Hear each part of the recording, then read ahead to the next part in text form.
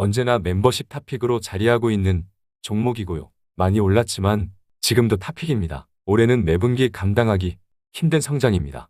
2020년에 비싸다고 한 사람들은 작년에도 비싸다고 했고요. 지금도 비싸다고 하고 앉아 있습니다. 제가 보기엔 여전히 비싸지가 않습니다. 2년 전에도 싸다고 했고요. 최근까지도 싸다고 했고요. 2년 후에도 싸다고 할지도 모릅니다. 주가의 상승이 성장성을 따라가지 못하는 거죠. 이런 종목들만 보고 있기 때문에 보통 눈이 높은 것이 아닙니다. 웬만큼 괜찮은 성장주들조차 눈에 들어올 리가 없습니다. 2년 전에도 지금도 2년 후에도 계속 고성장할 수 있는 곳에 투자를 합시다. 어쩌면 10년 이상이 될지도 모릅니다. 정해진 미래로 갑시다. 멤버십 가입을 눌러주세요.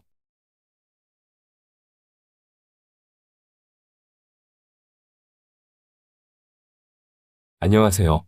김떡상입니다. 오늘 살펴볼 종목은 원래는 하반기 스타가 되어야 하지만 사정이 생겨서 스타가 되는 시점을 내년으로 미뤄야 할 종목입니다. 김떡상이 인내심 하나만 있으면 떡상할 종목이라고 했었고요. 지금도 마찬가지로 인내심 하나면 떡상할 종목이라는 생각입니다. 하반기 스타가 되어야 하지만 살짝 회복하는 수준에 있고요.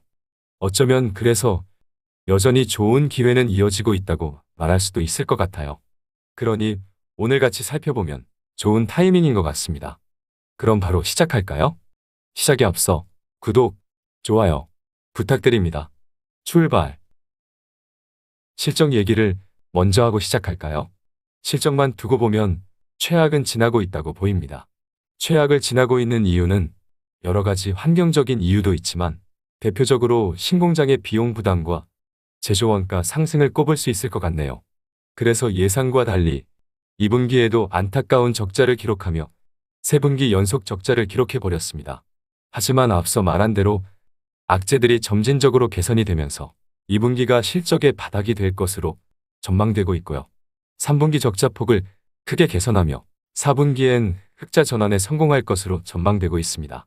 올해는 역성장을 하지만 전망대로라면 내년 71%의 매출 성장과 함께 내년에는 매분기 흑자를 기록하며 대폭으로 개선되는 영업이익을 기록할 것으로 보입니다.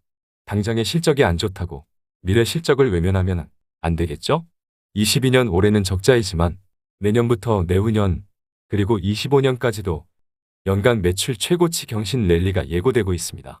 개인적으로는 2025년 이후에도 고성장세를 전망하고는 있습니다. 말다 했죠?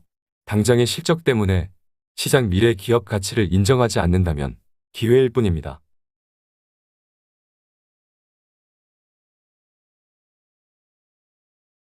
오늘 살펴보고 있는 종목은 김떡상이 하반기 스타가 된다고 했지만 사정이 생겨 스타가 되는 시점이 빠르면 연말, 늦어도 내년으로 연기가 된 인내심 하나면 떡상할 수 있다고 장담했던 그때 그 종목 SKIE 테크놀로지입니다.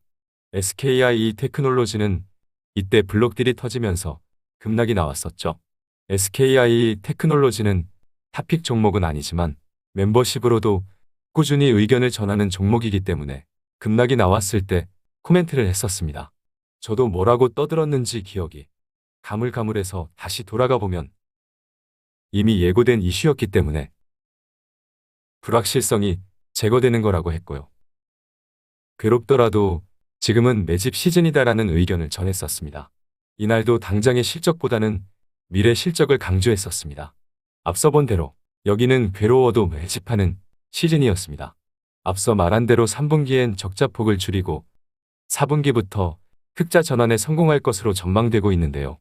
상반기 때만 해도 3분기부터 흑자 전환에 성공하며 스타가 되는 그림을 그렸었지만 SKIE 테크놀로지는 유럽에 공장이 있어 여전히 전력비 부담이 잔존하고 있기 때문에 올해 하반기까지는 차라리 보수적으로 보고 내년을 노리는 전략이 마음이 편하지 않을까 싶습니다. 시적 모멘텀이 연기가 되었을 뿐 성장성에는 전혀 문제가 없습니다. 전기차 산업 자체가 성장성이 너무도 좋기 때문에 공격적으로 캐파를 늘려나갈 수밖에 없고요. 당연히 2차전지 분리막 소재 사업을 하는 SKIE 테크놀로지 역시 동반 고성장을 전망하는 것이 전혀 무리가 없습니다. 대체로 큰 그림은 좋지만 아쉬운 부분이 있다면 전쟁이 끝나지 않아 여전히 전력비 부담이 있으면서 유럽의 전기차 판매 부진이 이어지고 있습니다. 이것도 단기적인 얘기이지만 전쟁이 길어질수록 불리하고요.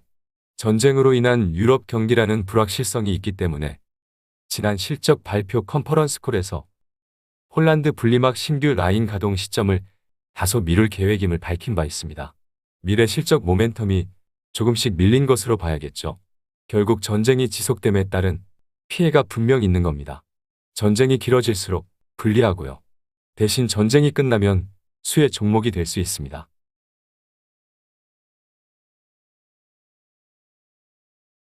하지만 길게 보면 모 회사인 SK온의 공격적인 미국 공장 증설에 장기 수혜가 전망됩니다.